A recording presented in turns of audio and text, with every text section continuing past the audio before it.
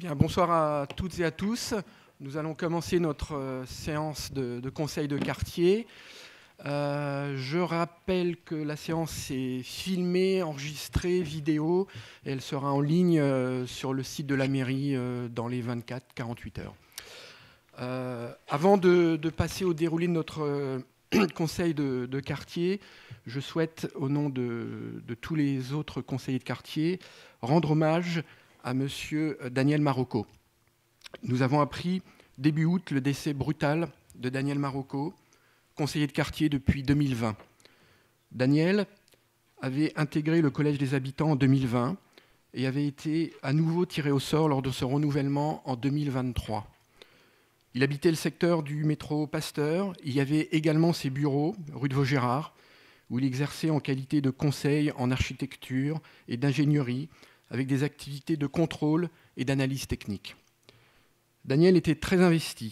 Il participait à l'ensemble de nos réunions, également lors des réunions sur le terrain et lors de nos fêtes de quartier. Il était le premier à se porter volontaire pour ses préparatifs et à être présent aux côtés des stands.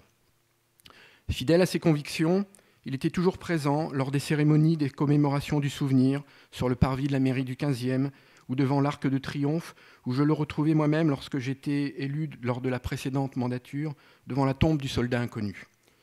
Il avait servi au 13e RDP, le régiment de dragons parachutistes, basé à Dieuze, en Moselle.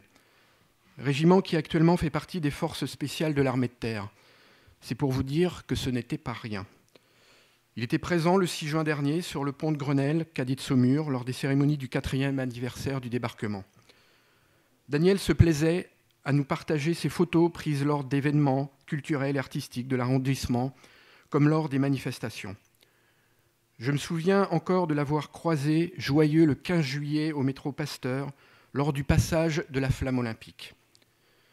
Daniel va manquer à notre conseil de quartier, mais c'est surtout auprès de son épouse, de son fils et de sa famille qu'il manque éperdument.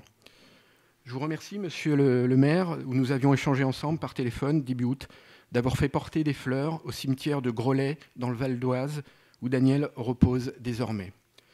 Afin d'honorer sa mémoire, je vous propose d'observer 1 minute de silence. Juste un mot avant la minute de silence pour rendre hommage à mon tour, à mon nom et au nom de la municipalité du 15e à Daniel Marocco. En tant que maire, bien sûr, puisqu'il participait de façon très active à l'organisation, à l'animation de son quartier. C'est un citoyen engagé sur le plan du civisme, et nous avons plus que jamais besoin de personnalités telles que lui qui s'engagent et qui s'investissent dans la bonne marche des institutions de l'arrondissement. Aussi en tant qu'officier de cavalerie, puisque moi-même dragon, je ne peux qu'honorer la mémoire d'un dragon du 13e RDP, et je voudrais vraiment dire combien il va nous manquer et combien nous nous associons au chagrin de sa famille. Et maintenant, effectivement, nous pouvons nous lever pour 1 minute de silence.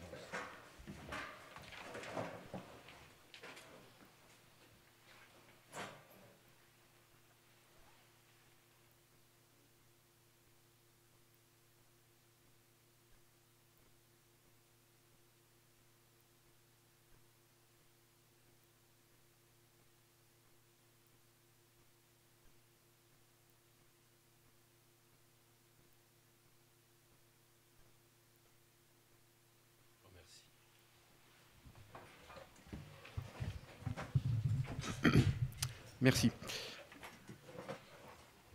Juste avant, à nouveau, de commencer notre ordre du jour, 2 informations. La rentrée dans notre conseil de quartier de M. Saïd Hassani. Je ne sais pas s'il est parmi nous ce soir, je ne crois pas. Mais en tout cas, j'espère qu'il sera une des premières personnes et être présente avec acharnement, parce que nous en avons besoin. Une deuxième information en ce qui concerne le budget participatif. Une belle nouvelle pour notre conseil de quartier, le quartier Pasteur-Montparnasse. Un des sujets a été tiré au sort et a fait l'objet surtout d'un vote des habitants, et qui est celui de la pose d'une statue venant du musée Bourdelle. Alors c'est un sujet qui date depuis de longues années, je pense plus de 20 ans. Donc nous aurons, en principe, si tout va bien, une statue qui sera posée probablement au niveau du carrefour angle boulevard Pasteur, boulevard de Vaugirard. Cela dit, je pense qu'il faudra bien suivre ce chantier et la pose, parce que le résultat de ce budget participatif est une belle chose, mais il faudra avoir les conditions sur une stèle, un éclairage de nuit, etc. C'est pour ça que je pense qu'il est assez nécessaire qu'une ou deux personnes de notre conseil de quartier suivent cela et prennent attache avec les bureaux de la mairie du 15e pour s'assurer que nous aurons bien cette statue de poser. Oui. C'est vrai que c'est un beau projet pour embellir ce rond-point qui n'est pas au niveau de ce que doit être un rond-point dans Paris, une placette dans Paris et surtout près de la gare Montparnasse de surcroît. Cela étant, sans rafraîchir l'enthousiasme, je voudrais quand même dire que l'affaire sera complexe. Déjà, ça fait effectivement une vingtaine d'années que nous le demandons. Ça a été voté, donc ça sera fait.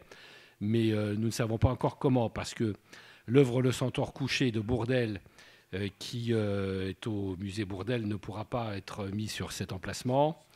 Ce sera donc une autre œuvre. Mais le plus important, c'est que ce rond-point, comme vous le savez, est au-dessus de la voie de métro de la ligne 6. Et que donc, dessous, c'est creux. Et que si on pose quelque chose de lourd, ça risque de poser problème. Donc il faut d'abord qu'on ait l'accord de la RATP pour qu'une sculpture soit posée sur le parcours du métro, même si c'est au-dessus. Deuxièmement, ça nécessitera de très gros travaux de voirie parce que la placette, enfin le rond-point, cette espèce de plateforme centrale est trop étroit pour y mettre une œuvre, donc il faudra d'élargir, modifier toutes les conditions de circulation à cette intersection. Bref, il y a des études qui sont faites par la voirie, par les services techniques, une autorisation est demandée à la RATP, mais enfin bon, ça risque de prendre un certain temps et on ne sait pas dans quelles conditions ça se fera. Sauf si la RATP nous donne une réponse négative, on ne peut pas risquer que ça s'écroule sur le métro, quoi. Donc ça, c'est quand même la première question à élucider. Est-ce qu'on peut ajouter sur cette couverture du métro une sculpture qui pèse quand même plusieurs centaines de kilos?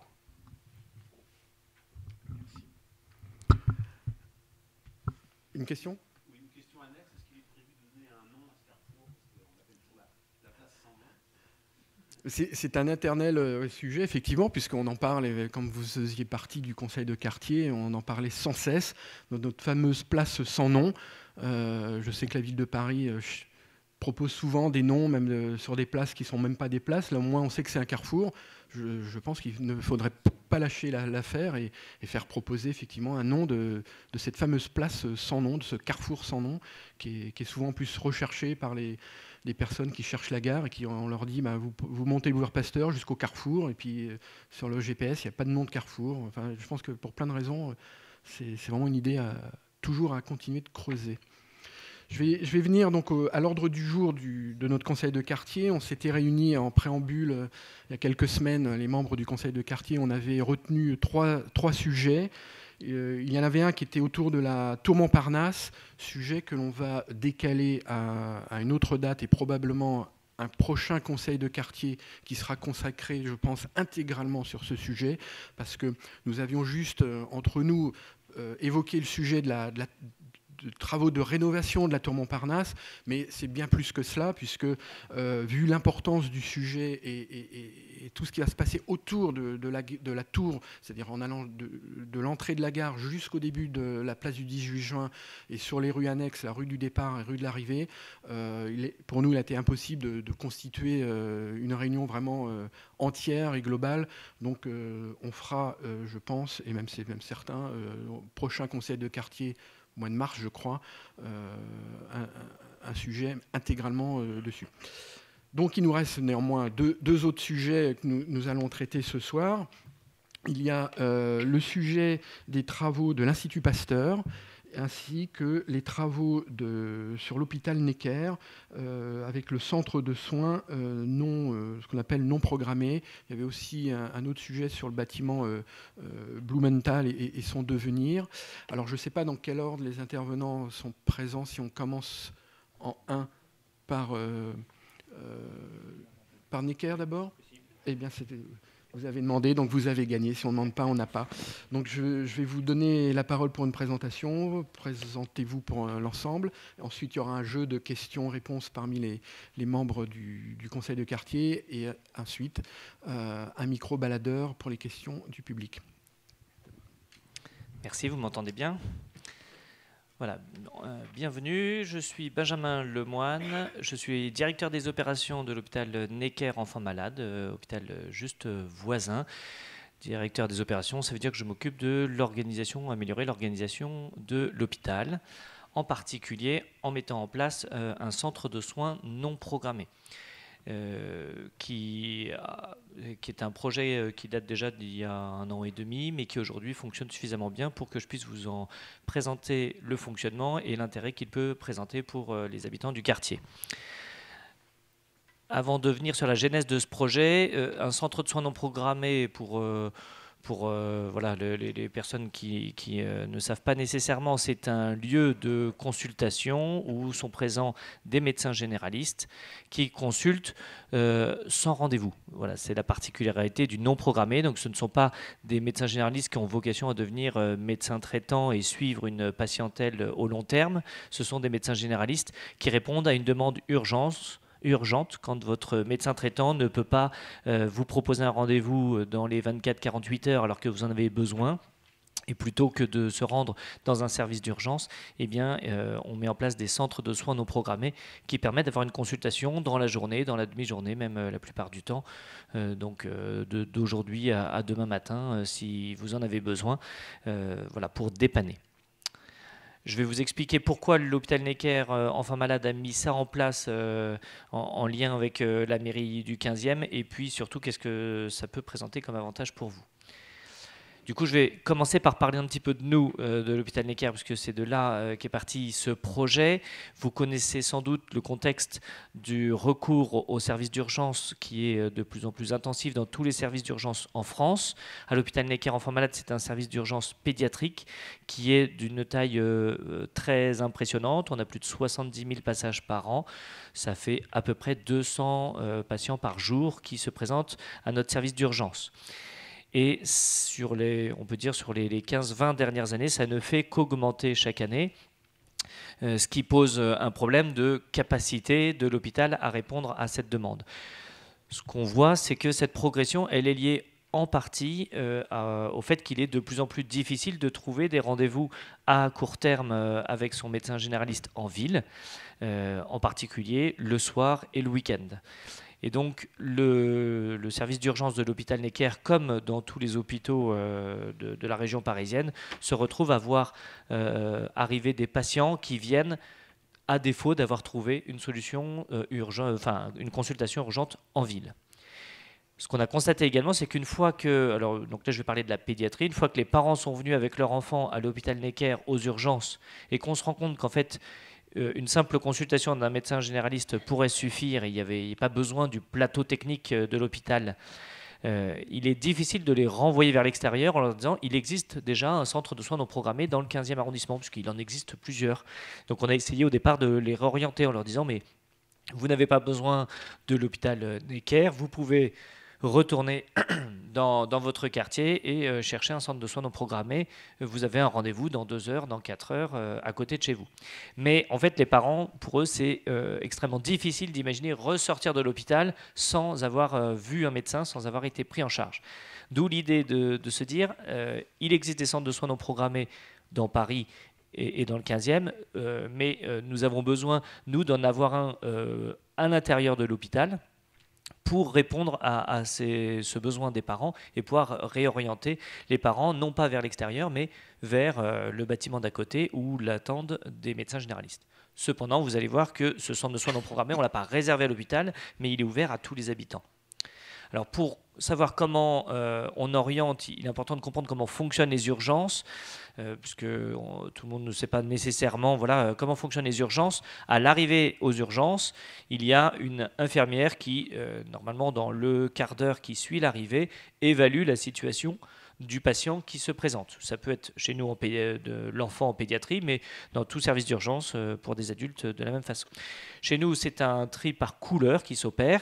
Les verts sont les patients qui ne nécessitent pas le plateau technique des urgences. Voilà, une consultation de médecin généraliste suffit. En jaune, il y a besoin d'un examen complémentaire urgent, une analyse biologique, une radio pour vérifier que ce n'est pas cassé. Et ça a besoin d'être fait rapidement pour pouvoir prendre en charge le patient. Donc là, le recours au plateau technique de l'hôpital est justifié parce que c'est encore plus difficile de trouver une radio dans l'heure dans le quartier en ville. Orange, ça veut dire qu'il y a un soin urgent qui doit être fait. Ça peut être une ventilation pour un enfant qui est en crise d'asthme, par exemple. Et rouge, on est de l'ordre de la réanimation, c'est l'accident de la route, c'est l'AVC de l'enfant. Voilà, ce sont des urgences absolues où là, il y a besoin d'un équipement de type réanimation à mettre en place dans les minutes qui suivent l'arrivée du patient aux urgences. Donc vous voyez, c'est un tri de couleurs assez simple. Et voilà, vous vous doutez qu'il y a très peu de rouge qui arrivent à notre service d'urgence, il y a quelques oranges, et la majorité de nos patients sont jaunes et verts. On a environ 30 à 40% des patients qui se présentent au service d'urgence de Necker qui sont de couleur verte, qui sont triés vert, ce qui est à peu près ce qu'on constate dans tous les services d'urgence de France. Donc, il y a une part de l'activité, en tout cas il y a une part des patients qui se présentent aux urgences, qui mobilisent l'équipe des urgences et nécessitent de mobiliser des équipes, parfois au détriment de la prise en charge d'autres patients. Ou plutôt ce qui s'opère le plus souvent, c'est que priorité étant donnée au rouge, puis au orange, puis au jaune, eh bien, les patients qui arrivent avec une évaluation de la gravité en vert, eh bien, peuvent attendre 1 heure, 2 heures, 3 heures, 4 heures, ce qu'on peut voir parfois dans nos services d'urgence, parce qu'il y a un patient plus prioritaire qui passe devant eux. Donc c'est finalement agréable pour personne, ni pour le personnel soignant, ni pour les patients. Donc notre objectif, c'est de réorienter les patients verts pour une prise en charge qui ne mobilise pas les équipes hospitalières, mais qui soit opérée sur site, pour que les parents n'aient pas à ressortir et aller prendre le métro pour trouver un autre rendez-vous. Pour ça, on a essayé plusieurs modalités de pratique. On a commencé, je ne l'ai pas mis dans la diapo, mais on a commencé par travailler avec les médecins libéraux, les médecins généralistes du quartier du 15e arrondissement, avec lesquels on fonctionne très bien, qui nous ont dit que pour eux, c'est difficile de s'organiser pour avoir des médecins toujours présents à l'hôpital Necker pour faire des consultations en plus de leur cabinet. Vous savez comme moi qu'ils sont débordés. Et donc, on a fini par trouver, d'ailleurs avec eux, avec les médecins du quartier, on a trouvé un partenaire qui organise la présence de médecins. Ce partenaire s'appelle Urgence Med, qui est finalement un intermédiaire un peu logistique qui trouve des médecins qui acceptent de consacrer 1 journée, 2 journées par semaine à cette activité, et puis organise leur planning, leur présence, s'occupe des locaux pour que, à l'arrivée des médecins, tout soit prêt, ils puissent consulter et se consacrer à la consultation. L'équipe qu'ils ont mis en place à l'hôpital Necker est composée de 2 médecins et une infirmière. Et ils accueillent tout patient. C'est la particularité. On ne l'a pas réservé aux patients de l'hôpital Necker. Il y a évidemment les patients qui sont réorientés depuis notre service d'urgence. C'est pour eux en priorité qu'on l'a fait. On est sur environ 20 à 30 patients chaque jour qui sont envoyés vers ce centre de soins non programmés. Mais comme en moyenne, ils voient 70 patients, vous voyez qu'ils ont une large activité qui va au-delà de ce que nous leur adressons. Et ils prennent des patients, enfants comme adultes, qui se présentent sans rendez-vous ou qui se présentent en ayant pris un rendez-vous le jour même sur Doctolib. Voilà. Ils ont ouvert des créneaux sur Doctolib de façon à se faire un peu de publicité, être visible pour que les patients qui cherchent naturellement sur Doctolib puissent voir qu'il y a un centre au sein de l'hôpital Necker qui peut leur offrir des rendez-vous. Mais on peut se présenter également sans rendez-vous. Financièrement, ce sont des médecins qui sont secteur 1, sans dépassement, et qui pratiquent le tiers payant pour la sécurité sociale. Donc c'est finalement comme si vous alliez voir votre médecin généraliste en ville. Ce sont d'ailleurs des médecins généralistes de ville qui sont présents. Le centre est ouvert de 9 h à 22 h. Donc, en rentrant du travail, on peut passer pour voir une consultation si on ne se sent pas bien dans l'après-midi ou en début de soirée. Il est ouvert 7 jours sur 7, donc samedi et dimanche compris. Il fonctionne comme, d'un point de vue financier, il fonctionne comme un médecin libéral. Le week-end, il y a une majoration pour permanence de soins. On appelle ça à partir du samedi après-midi et tout le dimanche. Mais comme votre médecin traitant le ferait s'il vous ouvrait des consultations le dimanche, ce qui est rare. Aujourd'hui, ce centre de soins non programmés est implanté à l'intérieur de l'hôpital et il faut rentrer par l'entrée de l'hôpital, pour aller dans le bâtiment où ils sont installés. Cela vient du fait qu'on a besoin de temps pour leur trouver une installation définitive qui sera un bâtiment autonome qu'on souhaite voir construit à l'été 2025, qui aura l'avantage d'être au sein de l'hôpital Necker, mais en disposant d'un accès indépendant rue de Vaugirard. Donc en fait, la rue qui est juste à côté, il y aura une porte sur la rue avec une porte d'entrée pour aller au centre de soins non programmés sans avoir besoin de traverser l'hôpital Necker. Ça, c'est aussi notre souhait qu'il puisse avoir des patients sans forcément ajouter du trafic au sein de l'hôpital. Donc vous verrez certainement à l'été 2025 cette adresse apparaître. Voilà, donc en synthèse, ce sont des médecins généralistes qui prennent tout patient en consultation du quartier, y compris sans rendez-vous, toute la journée. Si vous souhaitez, vous pouvez prendre rendez-vous sur Doctolib, mais ce n'est pas obligatoire.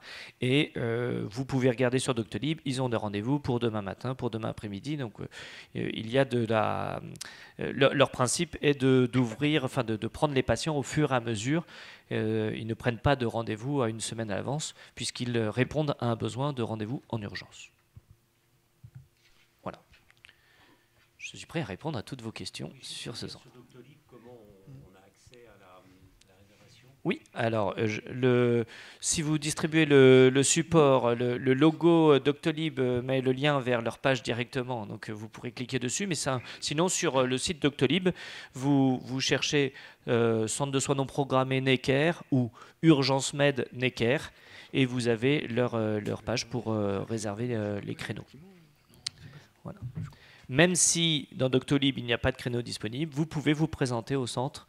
Vous risquez juste d'attendre un petit peu, mais si c'est urgent, c'est toujours utile d'avoir un lieu où vous pouvez avoir des consultations sans rendez-vous. Je voudrais dire un mot pour me réjouir de cette initiative sur laquelle nous avons beaucoup travaillé à la mairie du 15e avec l'hôpital Necker, et depuis des années, si je peux dire, même avant le Covid, et c'est très important aussi bien pour l'hôpital. Donc ça allège la charge d'une certaine façon au niveau aussi des urgences, mais aussi surtout pour la population, puisqu'il ne s'agit pas que d'urgence pédiatrique, mais aussi d'urgence, de consultation générale. C'est une très très bonne chose pour le quartier. Je voulais simplement vous informer également que nous ouvrons 2 autres centres de soins non programmés, en même temps avec l'aide de la mairie d'arrondissement.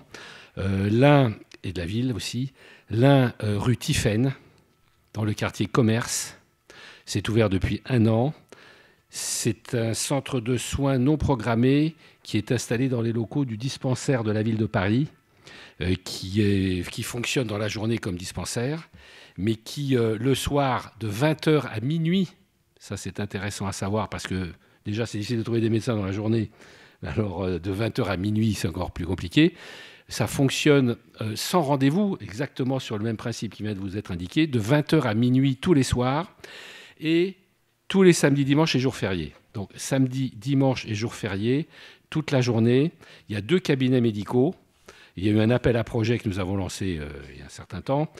C'est d'ailleurs SOS Médecins qui a répondu à cet appel à projet. Il y a donc 2 cabinets médicaux qui sont là, présents en permanence pour accueillir. D'ailleurs, si vous appelez les urgences, le 15 par exemple, et que c'est de la bobologie, entre guillemets, plutôt que de vous orienter vers les urgences de Pompidou, Necker ou autres, on pourra vous orienter vers ce centre de soins non programmés, ce qui décharge les urgences et ce qui permet d'avoir un accès facile et immédiat à un centre. Deuxième centre de soins non programmés qui est en cours d'ouverture, c'est la même chose qu'à Necker, mais à Pompidou.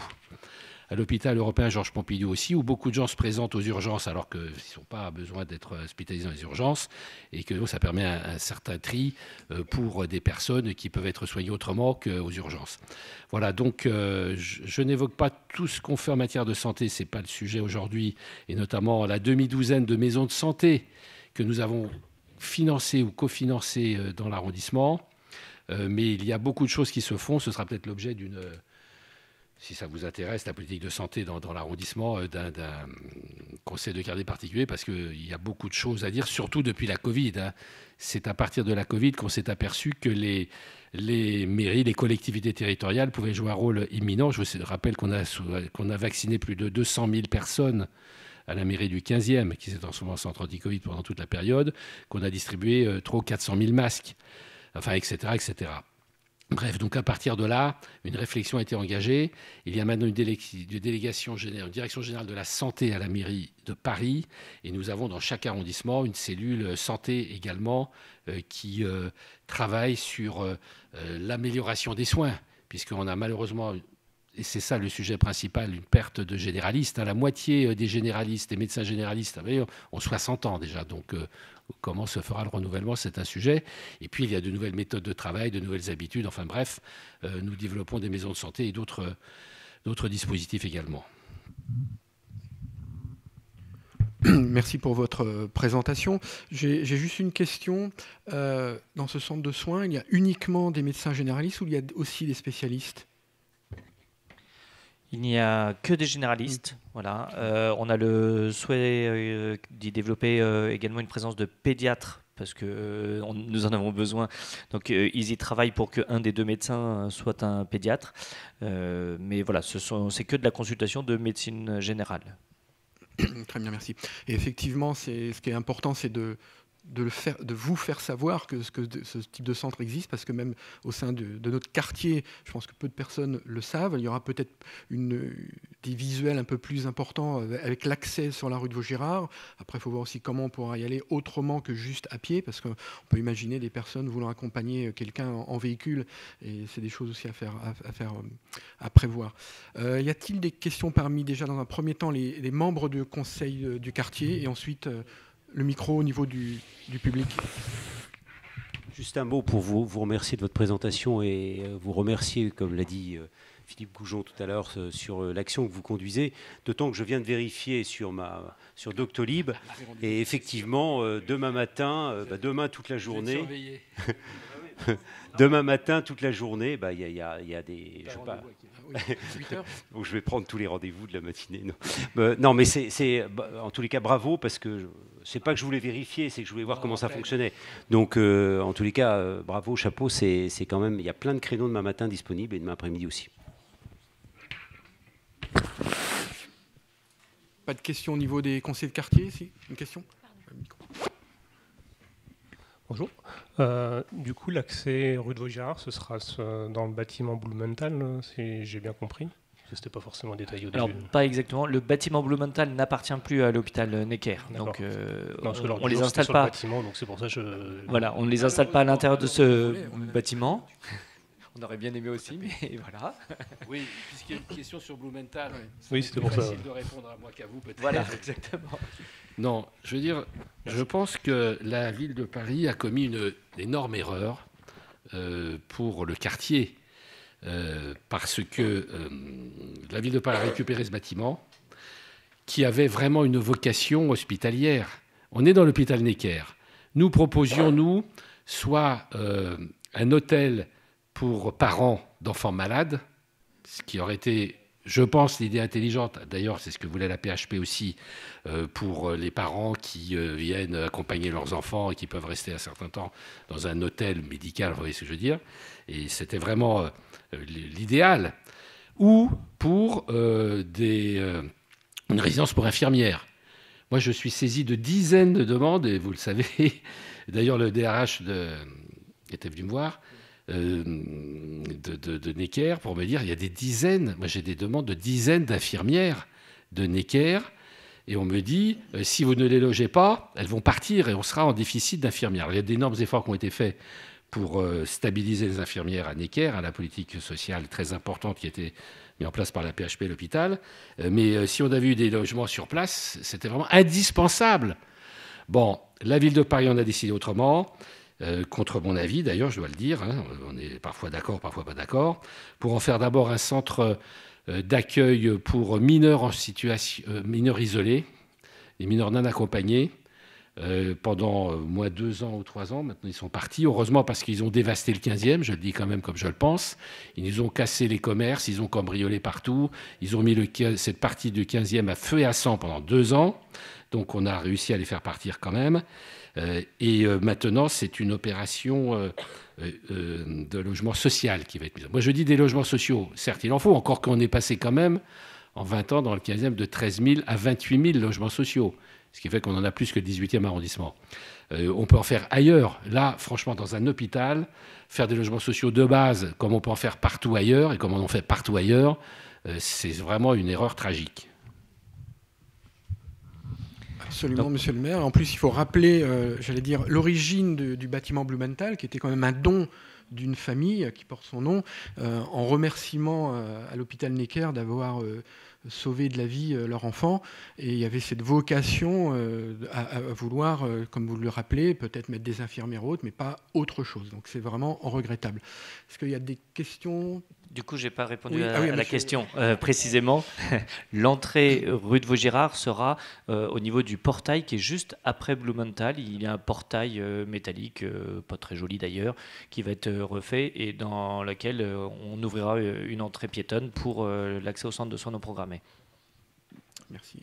Question, madame, dans le public ? Bonjour, je me permets de poser 3 questions.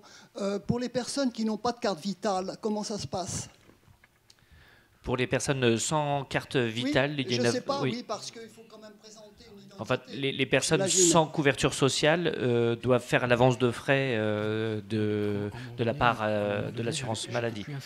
Bah oui, mais ça posera un problème Alors, ils pour prennent, une certaine population, je pense. Tout à fait. Ils prennent ce qui est CMU, AME, etc. Voilà. Dès que les personnes ont fait les démarches pour avoir une couverture sociale, qui n'est pas nécessairement par carte vitale, mais par l'AME. Oui, enfin, je vous pose la question. Voilà, ça, ils ont l'obligation de prendre ces patients-là et de ne pas les faire payer, puisque ils sont couverts. Mais les personnes qui n'ont fait aucune démarche pour n'avoir aucune couverture doivent avancer le prix de la consultation. Oui, c'est ça. Le problème, c'est parce que ça va se savoir et vous aurez un afflux de personnes sans couverture. En fait, c'est le même fonctionnement qu'au médecin de ville. Je ne sais pas quelles sont vos intentions. Enfin, les intentions, c'est de les soigner, mais comment faire ? Voilà, ça pose un problème, ça va poser un problème de toute façon. Bon, la deuxième question, est-ce que ce centre de soins fonctionne comme celui de la gare Montparnasse ? C'est-à-dire ? Il y a un centre de soins, la gare Montparnasse. C'est un centre de santé. De santé. santé. Pas du tout la même chose. C'est pas la même chose c'est alors. Pas du tout la même chose. D'accord, ok. Bon. Et d'autre part, est-ce qu'on a sur le 15e des médecins ? Moi, mon médecin personnellement ouvre sa consultation sans rendez-vous le matin. Donc, est-ce qu'on a plusieurs médecins dans le quartier qui font la même chose, ou est-ce qu'on le sait, ou est-ce qu'on ne le sait pas ?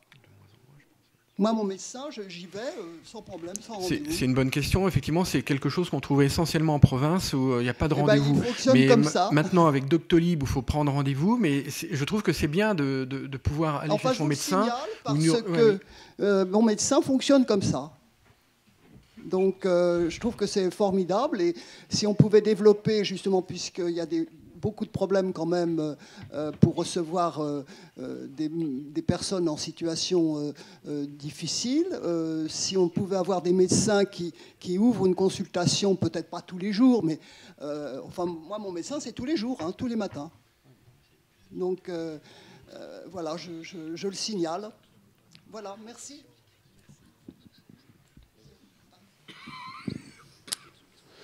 Je voulais savoir, donc moi je salue cette initiative, effectivement, ça répond quand même à un besoin. Je voulais savoir si ça avait réussi à désengorger les urgences. Alors oui, on suit ça de façon très précise. Alors désengorger les urgences, c'est très ambitieux. Mais voilà, ce que je vous disais tout à l'heure, 20 à 30 patients par jour en moins. Donc on est 10 à 15% de notre flux réduit. c'est déjà un premier objectif intéressant. Nous espérons monter. Alors voilà, je vous ai dit tout à l'heure, il y a à peu près 30% des patients qui sont triés verts.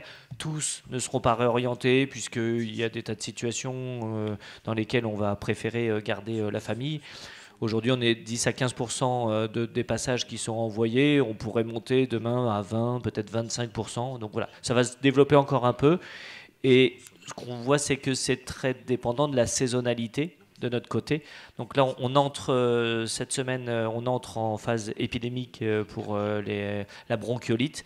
On voit que les passages aux urgences augmentent en flèche et les réadressages vers ce centre augmentent dans la même courbe. Donc les périodes où on est moins chargé, on a moins tendance à orienter, et quand on est vraiment très chargé, on envoie plus volontiers vers ce centre. Voilà.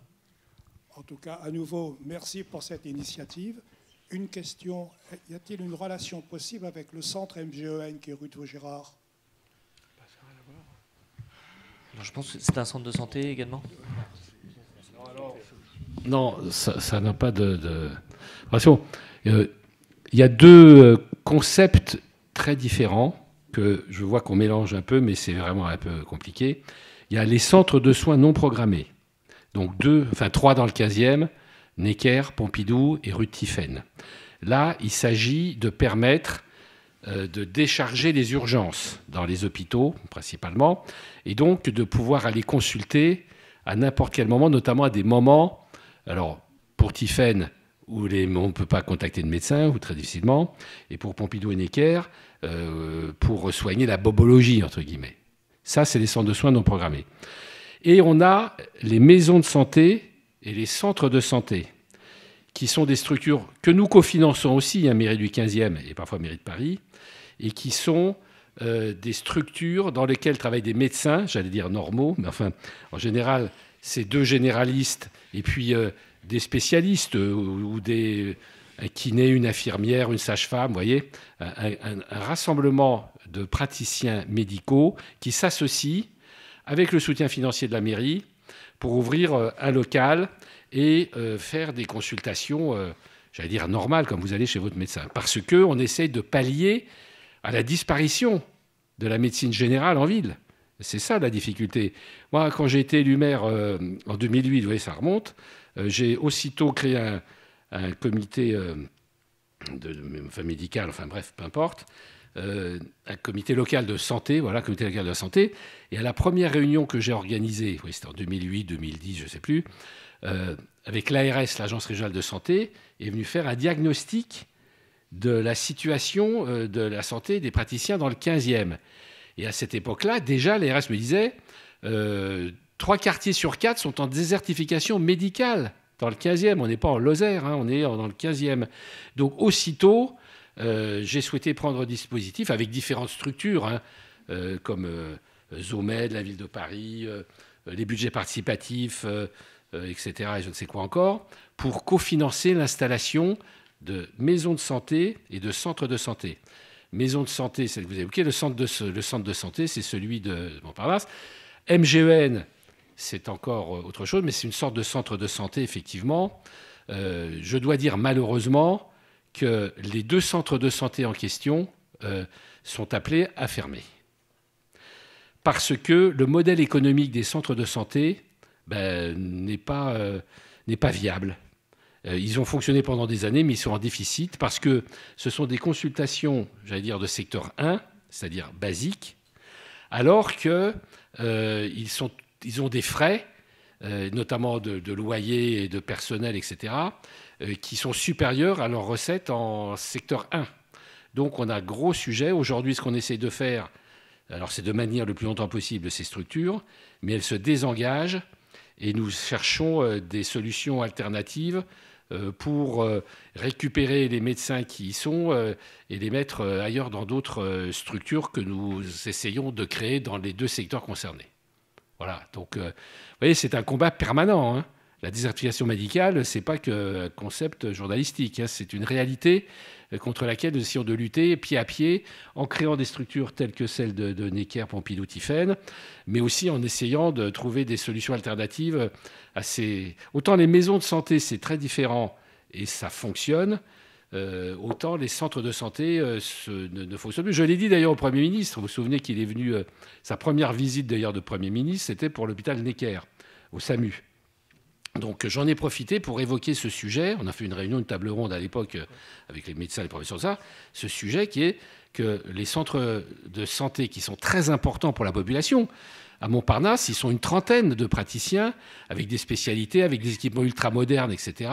La MGEN, c'est très bien aussi dans Vaugirard. Il faut absolument sauver ces structures, sauf que ça ne fonctionne pas économiquement. Ça ne fonctionne pas économiquement. Donc le sujet est sur la table.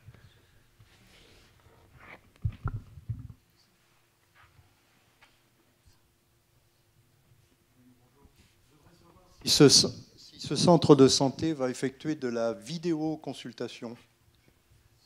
C'est pas un centre de santé. Alors, ce centre de soins non programmés, voilà, tout à fait, désolé.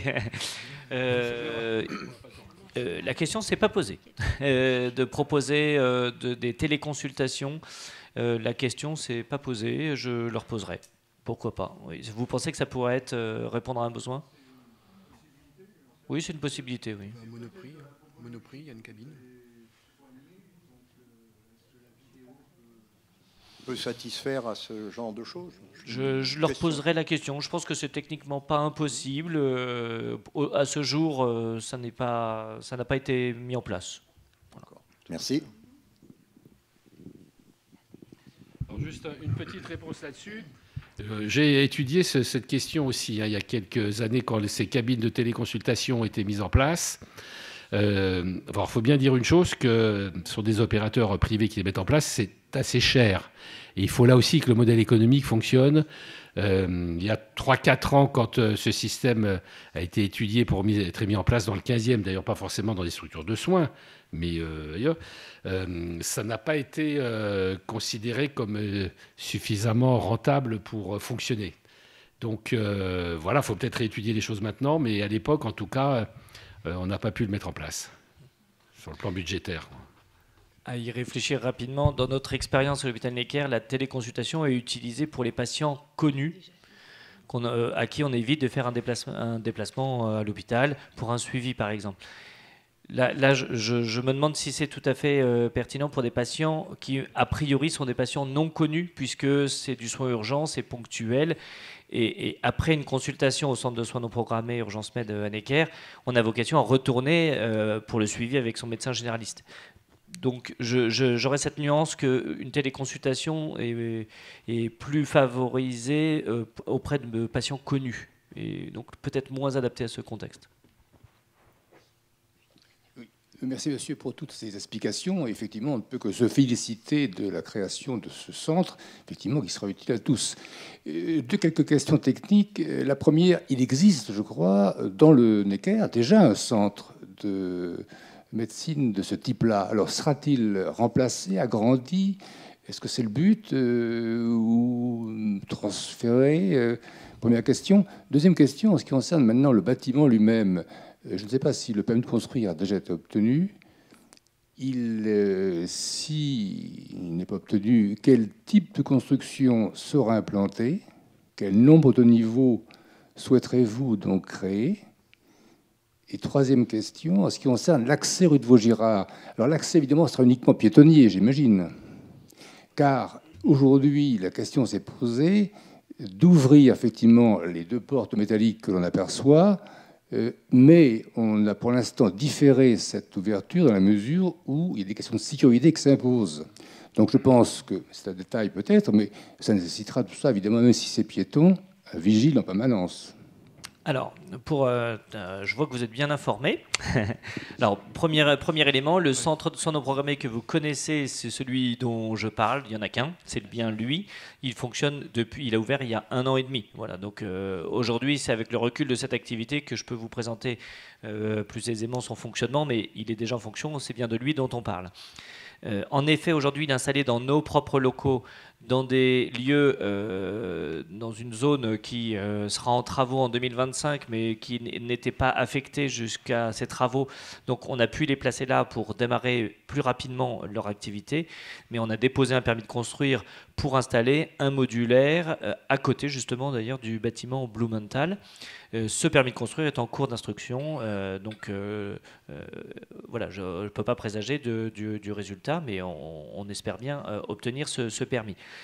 Il s'agit d'une construction sur un rez-de-chaussée uniquement, qui est derrière le mur et dont le haut du bâtiment n'excédera pas le mur, donc il ne sera pas visible de l'extérieur. Il faudra y mettre une signalétique dans la rue pour voir le centre, puisqu'il ne dépassera pas du mur, étant donné que derrière le mur, il y a un contrebas d'un bon mètre, voire 1,50 m. Donc voilà, il sera invisible de la rue.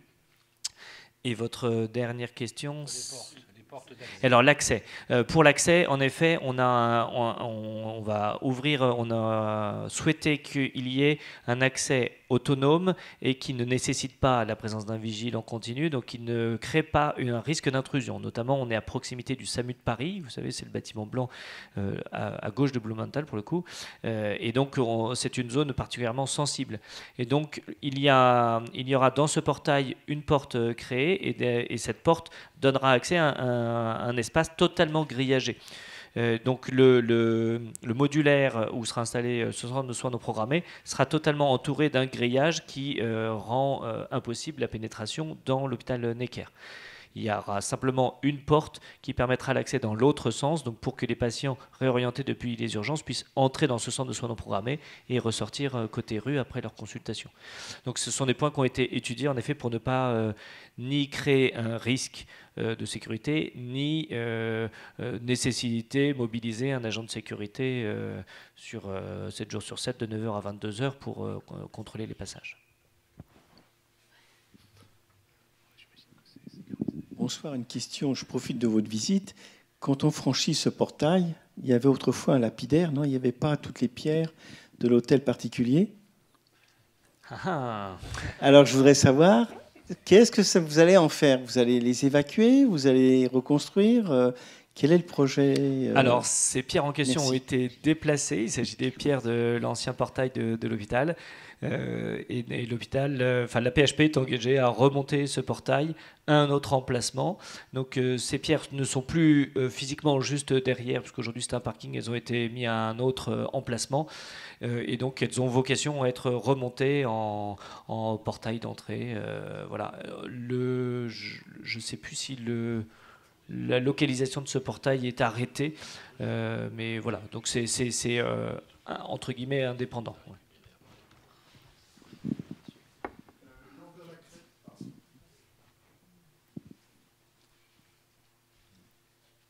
Travaux de Necker, un bâtiment du 18e avait été démonté, un petit hôtel particulier a été démonté, pierre par pierre, avec des pierres numérotées. Visiblement, il a dû disparaître parce que on ne sait pas. Moi, je ne sais pas de ce qu'il est devenu.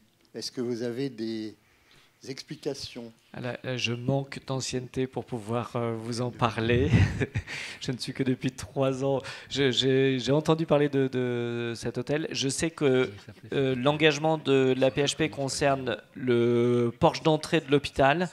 Je ne peux pas me prononcer sur ce bâtiment du 18e qui a été démonté au moment de la construction de l'ANEC, j'imagine, du bâtiment de l'ANEC. Oui, oui, donc moi j'ai connu ce bâtiment avant qu'il soit démonté pierre par pierre et avec l'assurance par la PHP qu'il serait reconstruit. Ces pierres ont été démontées, numérotées. Elles ont failli disparaître. Enfin, je ne vous raconte pas les pérégrinations de cette affaire parce que c'est rocambolesque. On pourrait écrire un bouquin là-dessus d'ailleurs. Mais elles ont été volées, retrouvées. Enfin bon, c'est une affaire absolument invraisemblable. Cela étant, comme ça fait environ 10 ans qu'elles ont été démontées, de cet hôtel dont je ne me souviens plus du nom d'ailleurs, si quelqu'un se souvient. Bon, la légende veut que Bismarck y ait passé une nuit, ce qui m'étonne beaucoup, mais enfin c'est la légende urbaine.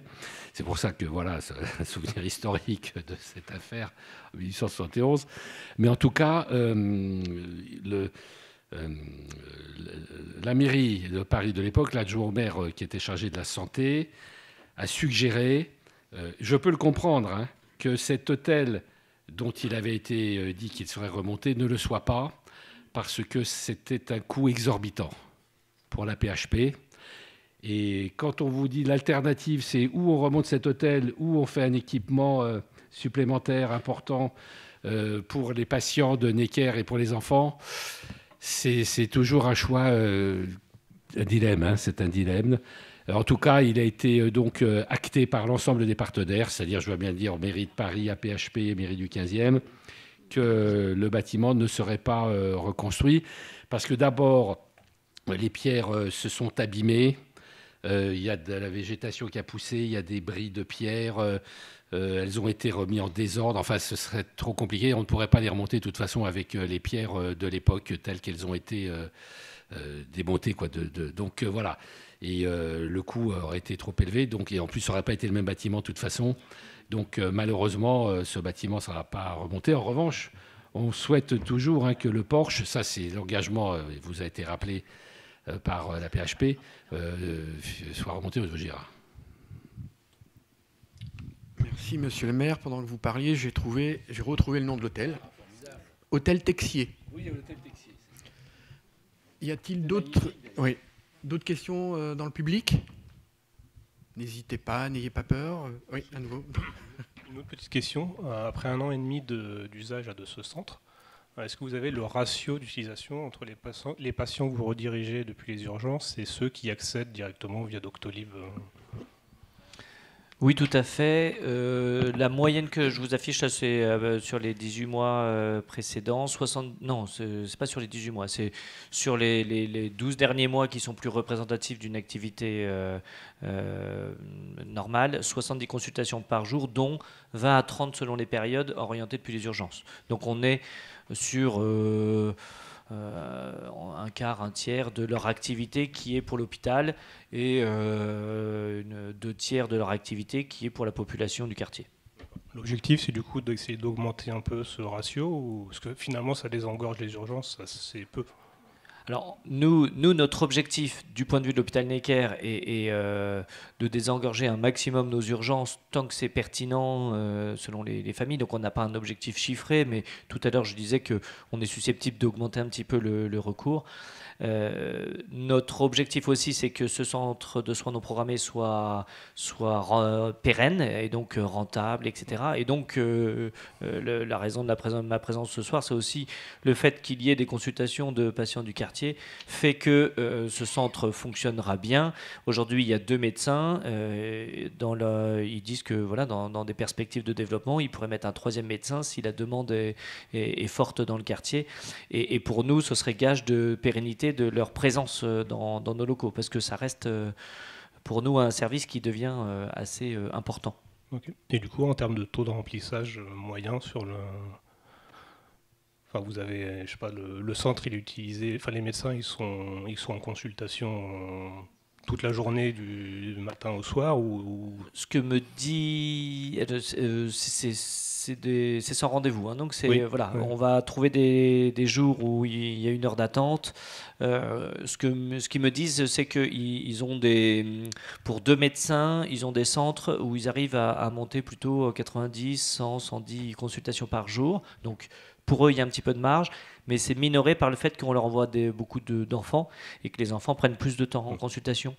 Donc, on trouve, d'ailleurs on le voit dans l'agenda pour demain, on trouve des rendez-vous, donc ils ont de la disponibilité comme ça, du jour au lendemain, ils ont des trous dans la journée, donc il y a sans doute encore un petit peu de marge de leur côté, mais ils ont cette volonté, si la demande se fait vraiment plus forte, de renforcer leur équipe. D'accord. Mais du coup, vous arrivez quand même à l'utiliser à un taux assez important, quoi. C'est pas, il n'y a pas trop de trous dans la journée. Non, voilà. Notre préoccupation, c'est qu'ils n'aient pas une sous-activité qui mettra en péril leur présence parmi nous. Et donc notre adressage est aussi important pour leur assurer un minimum d'activité. En effet. Y a-t-il des questions sur le sujet, ou sinon on passera au deuxième thématique? Je crois que Monsieur Lemoine, il ne nous reste qu'à nous remercier pour cette présentation, vraiment très intéressante. Bien évidemment, vous pouvez rester parmi nous jusqu'à la fin de ce conseil, mais vous pouvez vaquer à vos occupations. Un grand merci à vous, monsieur. Deuxième point que nous allons traiter dans notre conseil est celui des travaux de l'Institut Pasteur. Et sans plus tarder, je donne la parole donc à monsieur Pascal Ténégal. Vous êtes responsable du service immobilier et technique, si je ne me trompe pas. C'est à vous, vous avez la parole.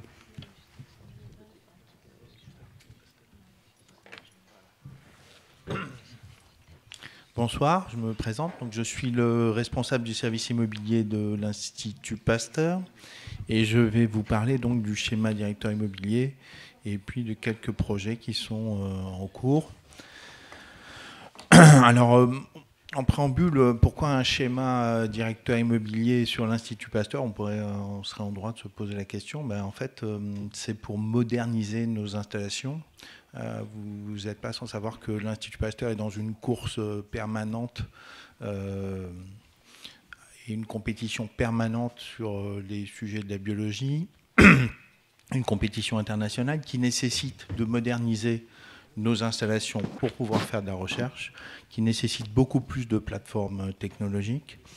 Et donc, nous sommes en permanence en train de régénérer le site sur nos bâtiments et en permanence en train de faire des travaux pour améliorer ces installations, accueillir de nouvelles unités et accueillir aussi de nouvelles thématiques.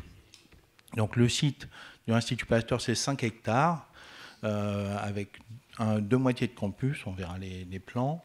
Une première partie de campus qui est entre la rue Falguière et la rue Docteur Roux, une seconde partie de campus entre la rue Docteur Roux et la rue de Vaugirard, bordée par la rue Vigier-Lebrun et la rue des Volontaires. Donc 5 hectares, 125 000 m² de plancher environ, une quarantaine de bâtiments et environ 3 000 à 3 500 personnes en permanence sur le site.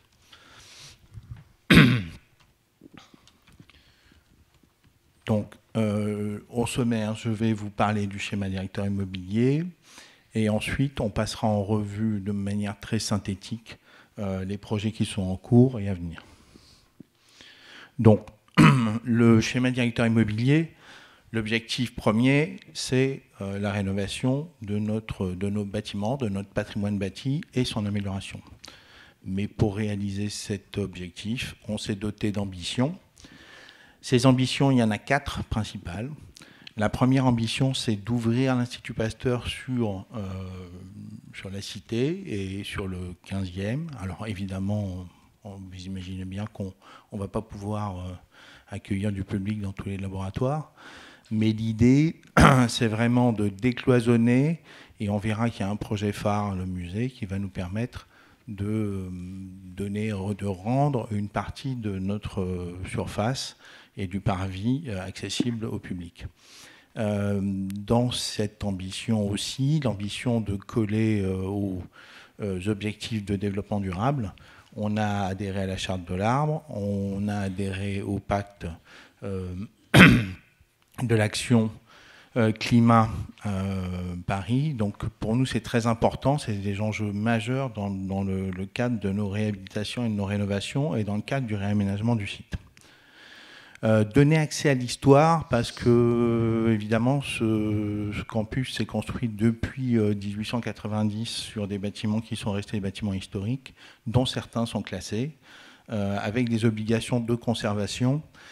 Et on est très fiers de ce patrimoine historique, même si, évidemment, les évolutions nous ont obligés à construire des bâtiments beaucoup plus modernes. Donc on a à la fois un patrimoine, on a un patrimoine architectural très, très riche et on essaie de combiner ce patrimoine historique et ce patrimoine plus récent avec l'appui de la DRAC, des monuments historiques, de l'architecte des bâtiments de France, évidemment, et de la mairie du 15e. Le troisième point, c'est améliorer le cadre de vie des pasteuriens et de fait aussi des riverains. Et enfin, clarifier le fonctionnement à l'intérieur du site avec des regroupements de thématiques scientifiques dans des secteurs autour de certains bâtiments. Donc ce schéma directeur, il est articulé en 3 phases. Donc la première phase dans laquelle nous sommes aujourd'hui, avec en orange, vous avez les bâtiments en construction, et en vert, les espaces verts qu'on va régénérer. Vous voyez qu'on a du côté 28 de la rue Docteur Roux, on a déjà terminé une phase de végétalisation autour de la serre et des bâtiments historiques. Et puis nous sommes en cours de réalisation de 2 projets phares, qui est, on les verra en détail, un peu plus en détail tout à l'heure. Le CMTV, donc le Centre Maladie à Transmission Vectorielle. Pour vous cadrer un petit peu le sujet, c'est chikungunya, la dengue, c'est le paludisme. Donc partout où il y a un vecteur insecte ou plante.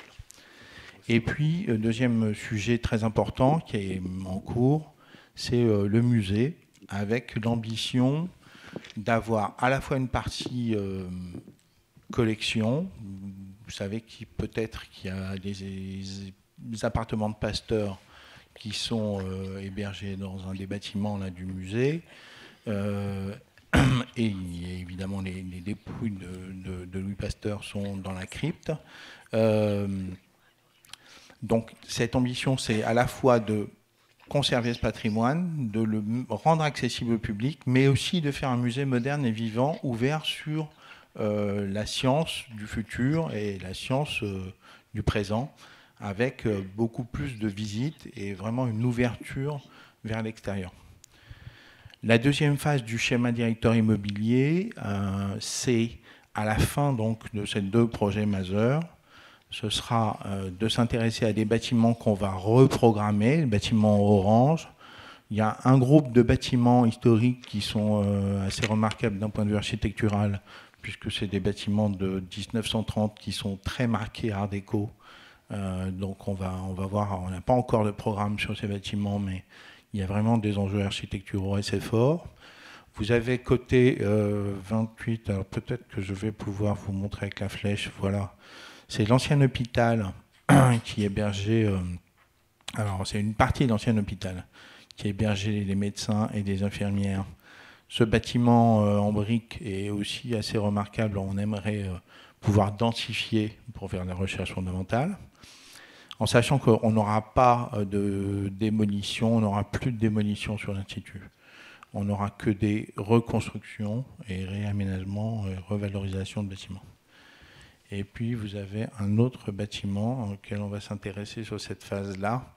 C'est un bâtiment plus moderne qui donne sur la rue des Volontaires et qu'on aimerait réhabiliter pour reprogrammer en termes de sciences de nouvelles activités scientifiques. La troisième phase, donc, ce sera aujourd'hui pas très fixé, c'est des projections qui sont qui ne sont pas encore tout à fait arrêtées, pas du tout même, qui dépendront à la fois des finances et à la fois des projets. C'est la reprogrammation d'un bâtiment, bâtiment 6, j'ai perdu ma flèche, là, ici. Aujourd'hui, c'est un bâtiment social, on aimerait y mettre de la science. L'enjeu majeur pour nous, c'est quand même de mettre de la surface de laboratoire. Et enfin, la bande ici, sur la rue Falguière, qui sont des bâtiments des années 30, qui sont aussi remarquables et qu'il va falloir reprogrammer tout en conservant l'enveloppe extérieure. Donc les 3 phases du schéma directeur, elles sont là. Je vais vous parler un petit peu des cartographies d'autorisation administrative en cours. Donc vous voyez, on a énormément de projets, on ne va pas détailler tout, mais on a énormément de projets qui nous servent à restaurer nos bâtiments actuels. On a notamment la création d'une plateforme de chimie à la place d'une salle de sport. On essaie de densifier nos espaces. On essaie de concentrer. On est dans une vaste opération de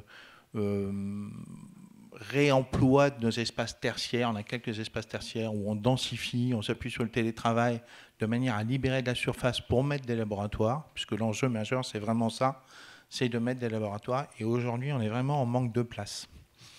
Donc c'est vraiment une situation assez critique. Donc un des projets phares, le centre de maladies à transmission vectorielle. c'est un bâtiment qui présente 4 niveaux d'infrastructure et 4 niveaux de superstructure. Ce sera un bâtiment ultra moderne. Donc vous voyez, il y a eu un concours d'architectes auquel on a fait participer la mairie de Paris et aussi on a eu beaucoup de conseils de l'architecte des bâtiments de France avec une grosse commission pour sélectionner cet architecte. C'est vraiment le projet phare. 70 millions d'euros, une activité autour des maladies vectorielles qui est de plus en plus prégnante, puisque vous savez sûrement qu'avec le réchauffement climatique, les insectes vecteurs se déplacent vers le nord de l'Europe. Donc nous sommes de plus en plus confrontés à des maladies à transmission vectorielle. Donc un enjeu majeur pour nous. Et on aimerait bien, avec cet outil, être parmi les leaders mondiaux sur la lutte contre ces maladies. Donc ce projet a démarré, nous sommes en train de faire les pieux. C'était la dernière démolition autorisée sur l'Institut, avec des bâtiments qui n'étaient pas tout à fait remarquables, on ne les voit pas là, mais dans un environnement tout à fait historique, puisque devant vous avez le musée et derrière vous avez la bande des bâtiments Calmette et Guérin qui sont le long de la rue Falguin. Deuxième projet phare, donc la rénovation du musée. Et là, on parlait d'ouverture sur la ville. On va, avec ce musée, ouvrir le parvis devant ce musée au public. Et on aura un vrai musée interactif avec des visites, comme dans tous les musées. Jusqu'alors, les appartements de Louis Pasteur, c'était plutôt des visites privées, quelque chose d'un peu confidentiel. Là, on aura un vrai outil tourné vers le passé, évidemment, vers toutes nos collections pasteuriennes sont assez riches, mais aussi avec un outil moderne, on pourra recevoir des scolaires, on pourra recevoir des universitaires, on pourra faire des espaces de médiation. Donc c'est un très très gros projet. Là, on a commencé ce sujet, on a désamianté complètement et déplombé complètement le bâtiment avec sous la férule de la DRAC, puisque ce bâtiment est monument historique. Donc on va restituer l'enveloppe du bâtiment dans son esprit originel. Et puis à l'intérieur, on va évidemment moderniser, faire un vrai musée accessible, beaucoup plus accessible en tout cas que ce qu'il n'est aujourd'hui. Donc une livraison de ces deux projets phares là, vers 2027-2028, fin 2027, début 2028, c'est en cours, donc on est en plein dedans. Régénération environnementale. Alors, je vous ai dit, on a terminé une première phase. Vous voyez, on a imaginé une traverse jardin, on l'a appelé comme ça. C'est-à-dire qu'on veut vraiment végétaliser le site, diminuer les effets chaleur. Par exemple, sur les chaussées, on a remplacé pas mal d'enrobés par des revêtements très très clairs. On a remis des végétaux qui sont des végétaux adaptés à la région parisienne. Donc c'est un très très gros projet qui voit le jour, puisqu'il y a une première phase terminée qui est assez réussie d'ailleurs, et qui va se continuer avec les deux projets phares musée CMTV. Et puis ensuite, on va aussi proposer une modification de la voirie qui est ici, rue Docteur Roux, parce qu'on aimerait bien, on a beaucoup discuté avec la mairie du 15e sur ce projet qui est très partante sur le sujet.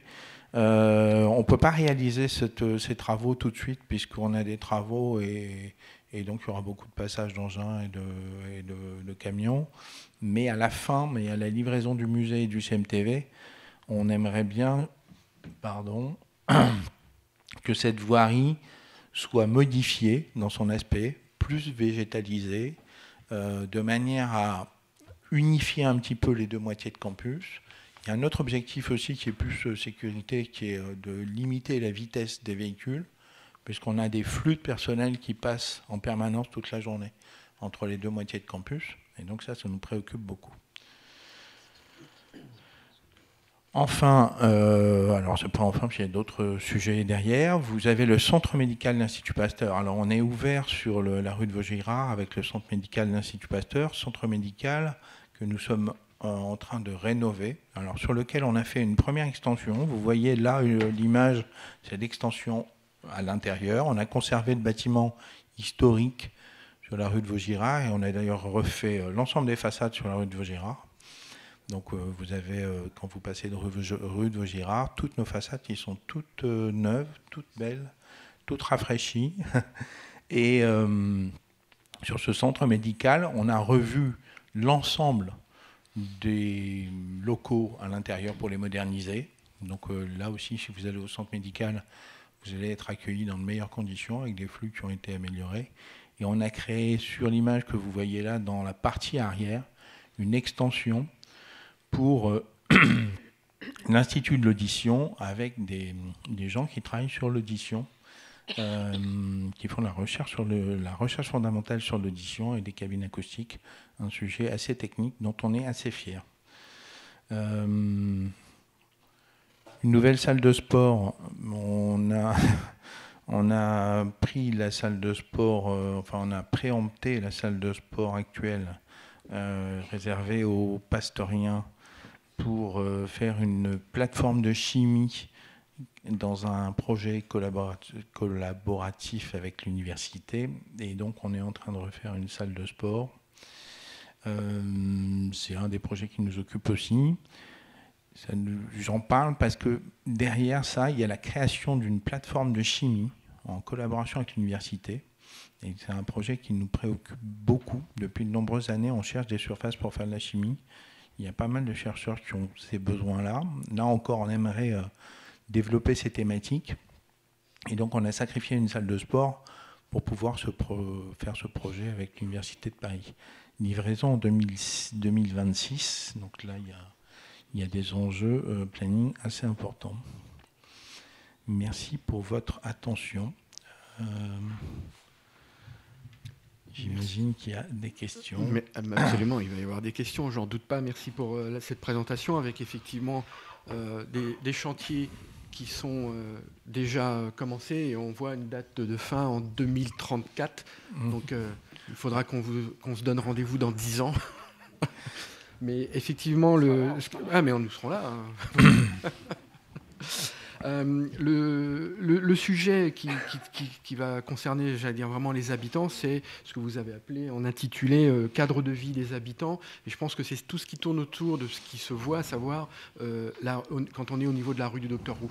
Et vous avez évoqué les souhaits de transformation, et je pense que c'est surtout là-dessus ce qu'ils font voir de qu'est-ce que vous souhaitez et qu'est-ce qui va pouvoir se faire au niveau en accord avec la ville, parce que je pense qu'il y a matière à réduire effectivement cette voie de circulation où il y a des bus et qui est un peu une voie de circulation échappatoire pour sortir de Paris, mais cette voie doit quand même toujours exister à la circulation avec les prudences nécessaires qui sont de mise. Alors sur la rue Docteur Roux et ce morceau de voirie là, qui va unifier les deux moitiés de campus, on est avec la mairie du 15e absolument moteur. Notre problématique, c'est plus en ce moment la mairie de Paris sur ce sujet. Je n'ai pas vraiment d'interlocuteurs. En surface, ils sont d'accord. Quand on creuse un petit peu le sujet, je n'ai pas vraiment d'interlocuteurs pour réussir à faire ce projet, à porter ce projet de manière définitive. Alors on a un peu de temps devant nous parce que les livraisons de nos bâtiments, c'est 2028. Mais c'est vrai qu'on aimerait bien que, de manière définitive, on puisse construire un projet et qu'on entreprenne ce projet à la fin, donc à la livraison du musée en 2028.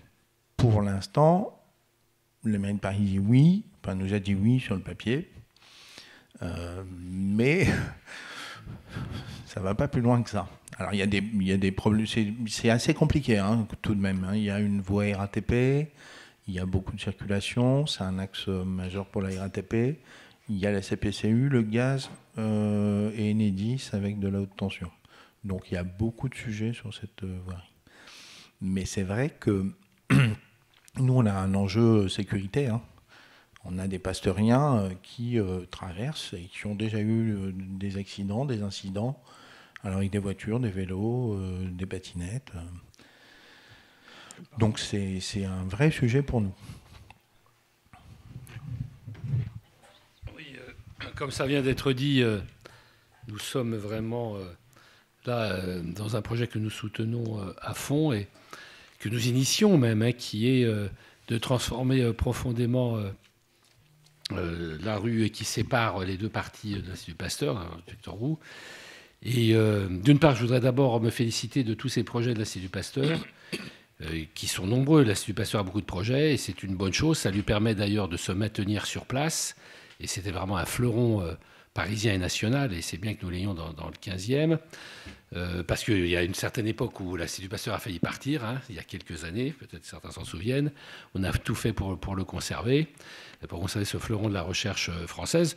Me réjouir aussi que de l'ouverture plus importante de l'Institut sur la ville et sur la population, comme ça vient d'être dit, par le musée et par d'autres actions également.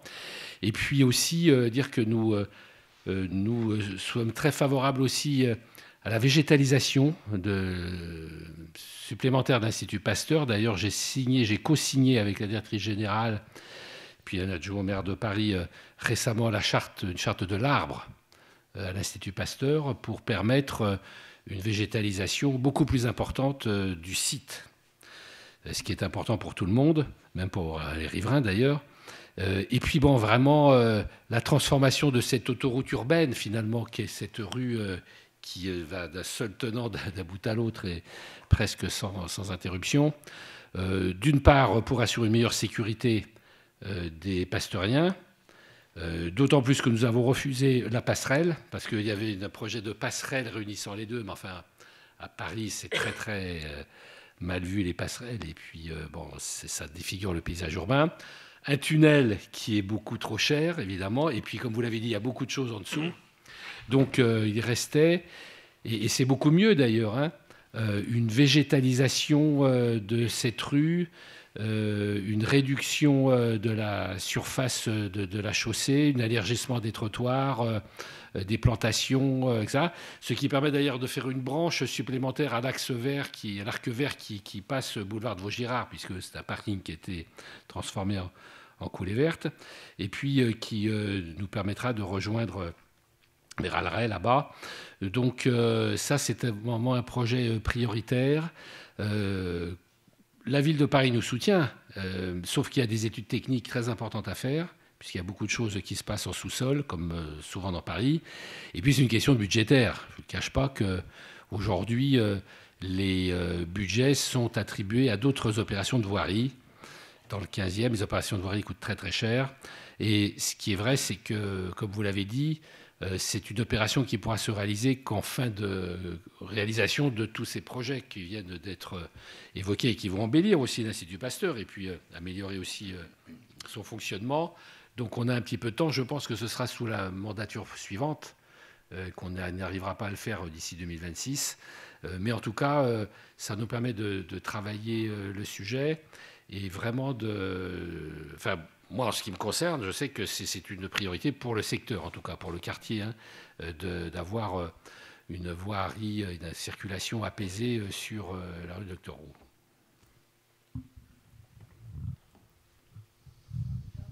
Alors, mesdames et messieurs les conseillers de quartier, des questions, des interrogations. Oui. Merci beaucoup pour votre exposé. Je m'excuse pour la salle parce que ma demande est la suivante. Est-ce que les conseillers de quartier peuvent bénéficier d'une visite guidée de ce fleuron de la science ? Tout à fait. Ça, c'est tout à fait organisable. Il faut prévoir une heure et demie, 2 heures. Je peux vous montrer l'intérieur du campus. On peut accéder à certains labos, pas tous évidemment, mais ce serait avec grand plaisir, oui. Il suffit de me contacter directement. Il suffit de me contacter directement. Oui, on l'a déjà fait il y a des années avec M. le maire. En deuxième mandature, on l'a fait déjà. En tout cas, s'il y a une nouvelle demande, moi je suis tout à fait partant. Il y a de nouvelles choses. On viendra vous solliciter, oui. Et surtout les habitants, parce que il n'y a effectivement pas que les conseillers de quartier. Oui, les journées du patrimoine. J'avais, à l'occasion des journées du patrimoine, fait une visite, effectivement, du bâtiment Louis Pasteur, qui était remarquable. D'autres questions? C'est ce qu'on vient de vous dire. Pour les habitants, il y a les journées du patrimoine qui sont fantastiques. Pasteur ouvre ses portes et je vous invite vraiment à y aller l'année prochaine. C'est vraiment très bien. On peut visiter beaucoup de choses. Hein. C'est le 3e week-end du mois de septembre, les journées européennes du patrimoine. Des questions dans le public? Il y a un micro qui se promène. Peut-être une question d'une autre nature. On sait que les travaux génèrent de nombreuses nuisances pour les riverains et vous n'en parlez que peu. Donc, comment vous prenez en compte le fait qu'il y a des centaines de personnes qui vivent autour de vos travaux jusqu'en 2034 ? Quelles mesures sur le bruit, les poussières, les livraisons de nuit ou tôt le matin, les chantiers qui restent éclairés la nuit, enfin tout ce qu'on connaît nous grâce au superbe chantier Amundi qui dure depuis 2 ans, j'en profite pour le rappeler à la mémoire du maire, et au moins avoir déjà un premier niveau d'information. Alors nous avons reçu l'ensemble des riverains lors de réunions préparatoires à ce chantier.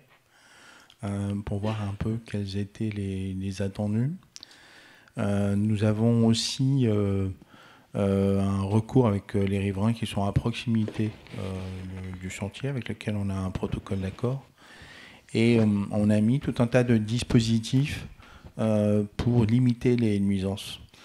Alors ces nuisances, elles nous intéressent au premier lieu parce qu'on est sur un site occupé et que nos chercheurs sont au pied du chantier. Donc vous comprenez bien que pour qu'ils puissent continuer à faire de la recherche, il faut qu'on se préoccupe des nuisances du chantier. Bon, après, tous les chantiers ont leurs limites. On ne peut pas évacuer toutes les nuisances. Mais on a, par exemple, mis en place des capteurs sonores sur le chantier avec des alertes. On a évidemment tout un tas de capteurs de vibration, tout un tas de capteurs de surveillance en permanence des bâtiments environnants et des bâtiments des riverains. On a limité les accès chantiers sur les plages horaires qui sont 8h, 18h. Donc il n'y aura pas de travail non plus le week-end sur ce chantier. Pas de travail en heure non ouvrable, donc au-delà de 18h, il n'y a pas de travail. Sauf pour des livraisons exceptionnelles. Comment ? Pour les livraisons exceptionnelles, on a découvert que la mairie de Paris autorisait uniquement la nuit, par exemple. Donc j'imagine que vous aurez des livraisons de matériaux exceptionnels. Alors, les contraintes imposées par la mairie de Paris l'ont été souvent lors de la période des JO, nous ont imposé effectivement d'avoir des livraisons la nuit. Malheureusement, moi, je ne peux pas mener d'action contre ces obligations. Et les entreprises sont tenues de s'y plier. S'il y a des interdictions de circulation, on pourra, en tout cas, moi, je peux à mon niveau rien faire pour aller contre ces interdictions. Pour ce qui concerne les stationnements de véhicules, qui vont effectuer des rotations, soit pour les terres. Alors on a terminé la démolition, donc ce qui fait qu'on a déjà une bonne expérience depuis 8 mois là, de ce que peut être la rotation des véhicules, l'amener d'engins. On a des très gros engins sur le chantier et ça passe très très bien. On a des entreprises qui sont très responsables, qui ont trouvé des zones d'attente en dehors de Paris, donc à proximité, sur des zones qui sont plutôt industrielles. Et du coup, on n'engorge pas du tout les voies à proximité du chantier. Alors, c'est vrai que lorsqu'un camion manœuvre sur la rue Docteur Roux, il y a un ralentissement et puis il y a le flux des véhicules qui laisse pénétrer le camion sur le chantier. Mais pour l'instant, ça se passe plutôt bien. Et les riverains, on est en contact permanent avec les riverains, on le reçoit régulièrement, on leur fait des présentations sur le schéma directeur immobilier, sur nos projets.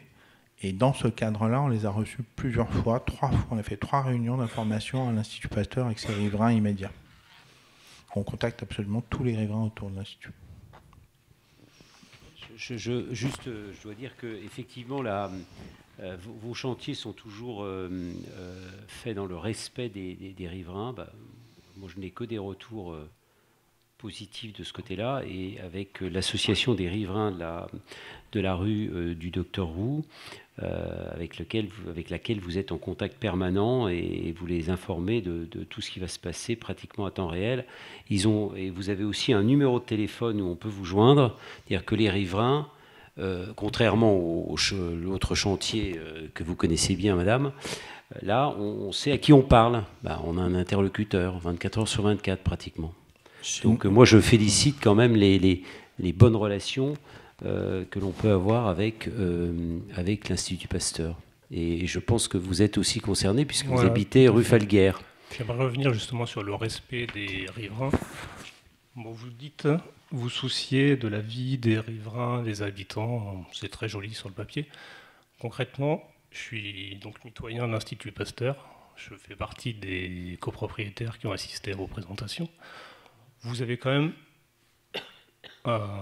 obstrué le seul trou de lumière qu'on avait dans cette copropriété pour faire un bâtiment qui montait à 4 niveaux au-dessus. Avant, on avait un mur qui montait à 2 niveaux, qui permettait quand même d'avoir de la lumière à Paris, ce qui n'est pas négligeable. Donc dire que vous respectez les riverains, bon, il ne faut peut-être pas non plus exagérer. Je pense qu'il y avait matière de faire un bâtiment qui ne bouchait pas ce trou. Vu l'architecture de votre bâtiment, je pense que c'était largement envisageable. Vous nous avez octroyé un petit étage pour avoir de la lumière sur 1 mètre de plus pendant 1 mois dans l'année. Merci beaucoup. C'est très appréciable.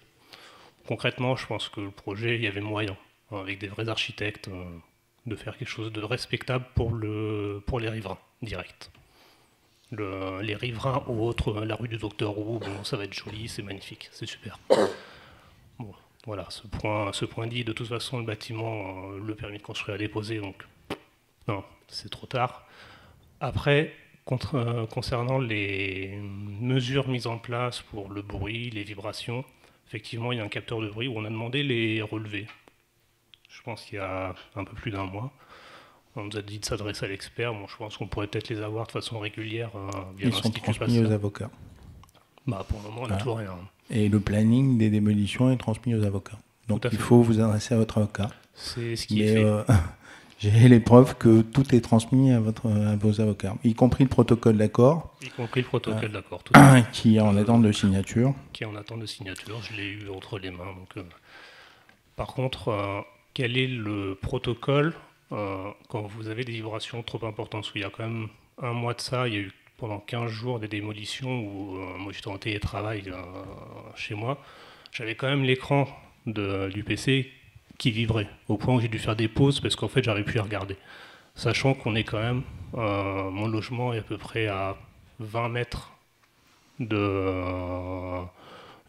mur mitoyen et donc je pense à peu près à 50 mètres du bâtiment que vous démolissez. Effectivement. Ce qui est quand même assez important. Donc, effectivement, sur la préparation de la plateforme pour effectuer les forages de pieux, on a employé des rouleaux compresseurs, vibreurs, et on s'est aperçu qu'effectivement il y avait beaucoup de vibrations. Alors les premiers à s'en rendre compte, c'est vous avez les bâtiments juste à côté aussi. Les chercheurs, puisque les chercheurs ont été en incapacité de faire un certain nombre d'acquisitions sur des plateformes avec des microscopes.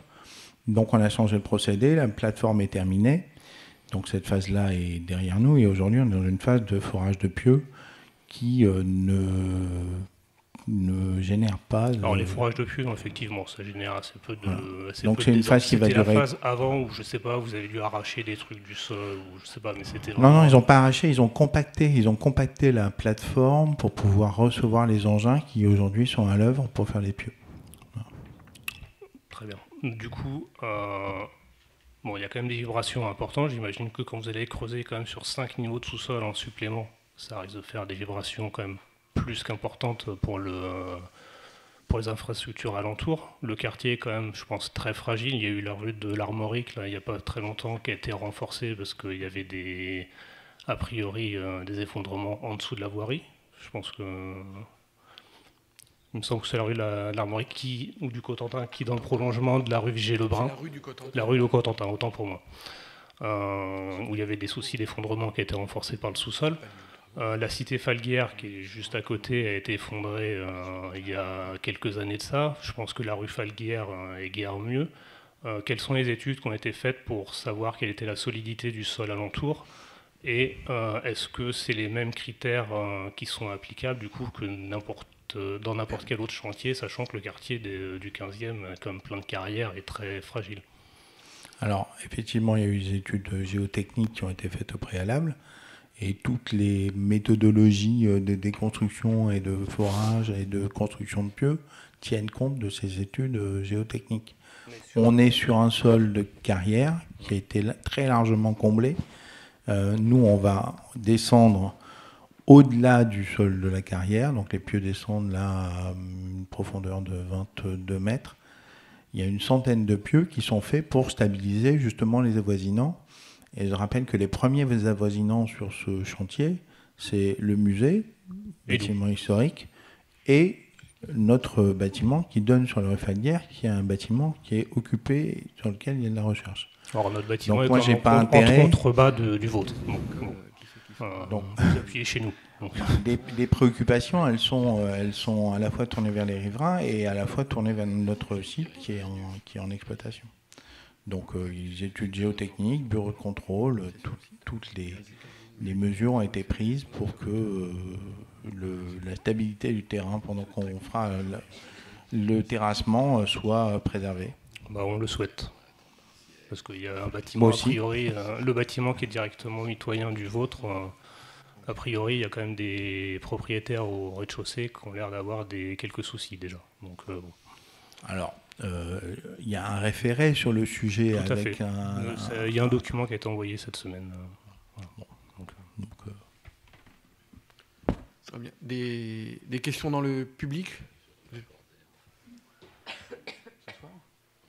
C'est pas moi, j'y suis pas.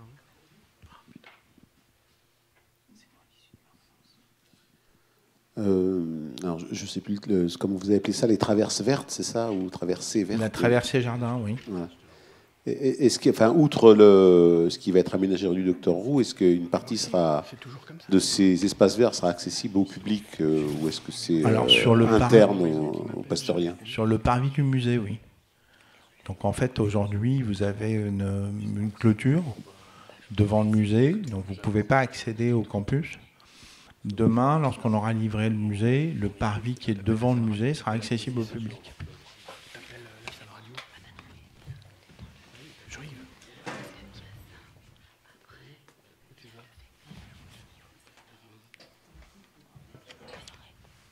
D'autres questions parmi le public?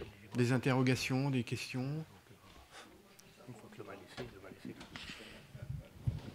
C'est absolument enthousiasmant, malgré les petits problèmes. Ah oui, non, mais vraiment merci de votre présentation parce que ça enrichit non seulement le quartier, mais ça nous éclaire sur le plan international de la recherche quand même. C'est quand même ce qu'il faut voir. Après, effectivement, je comprends monsieur qui a effectivement des problématiques et des questionnements, mais l'ensemble est absolument enthousiasmant. Voilà.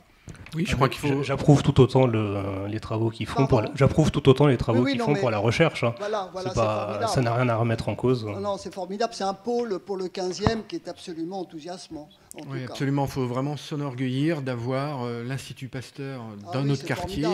Après, bien sûr, qui dit travaux, c'est des nuisances. Bon, on sait que c'est normalement fait, j'allais dire, dans le respect de toutes les règles. Maintenant, oui, il y a de grosses nuisances. On a évoqué dans un autre conseil de quartier le bâtiment Amundi en haut du boulevard Pasteur qui dure des années avec vraiment des gros problèmes. On le sait, hein, c'est des nuisances. Et pour les riverains de proximité, c'est très compliqué. Mais de façon générale, et surtout avec cette ouverture au public, parce que ouvrir l'Institut Pasteur pour le visiter le jour des Journées du patrimoine, bon, c'est très bien, mais c'est juste un week-end par an. Et là, je trouve que c'est vraiment quelque chose de nouveau avec quelque chose d'important. Pour les habitants du quartier, justement, je reviens sur les Journées du patrimoine. Il y a tellement de monde que pour les habitants là, du quartier, moi, j'aimerais bien être associé à la visite, même s'il ne fait pas partie du conseil. Parce que les journées du patrimoine, nous, on n'y arrive pas. Il y a trop de monde. Donc les gens qui habitent ici, ce qui est mon cas, et beaucoup de personnes sûrement derrière moi, on aimerait quand même être invités également à la visite, madame, si vous pouvez faire quelque chose éventuellement pour nous. Parce que les patrimoines, il n'y a rien à faire. Il y a des files d'attente. Bon, donc, voilà. C'était ma question.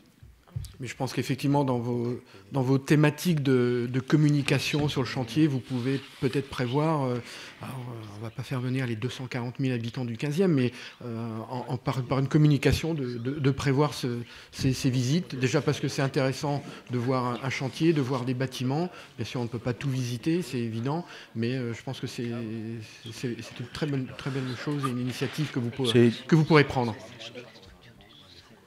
C'est tout à fait possible. Il y aura effectivement des limites de nombre. Il y aura peut-être plusieurs séances, on verra.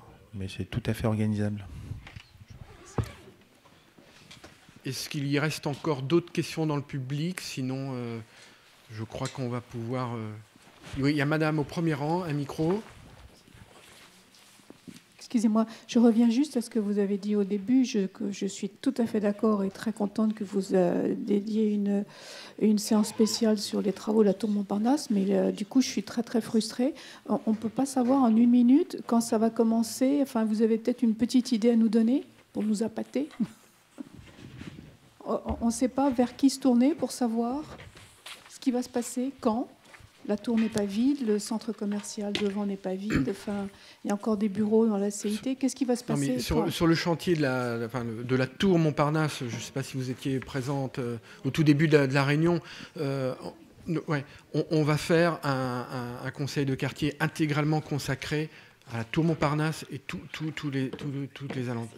qu'il y a à côté.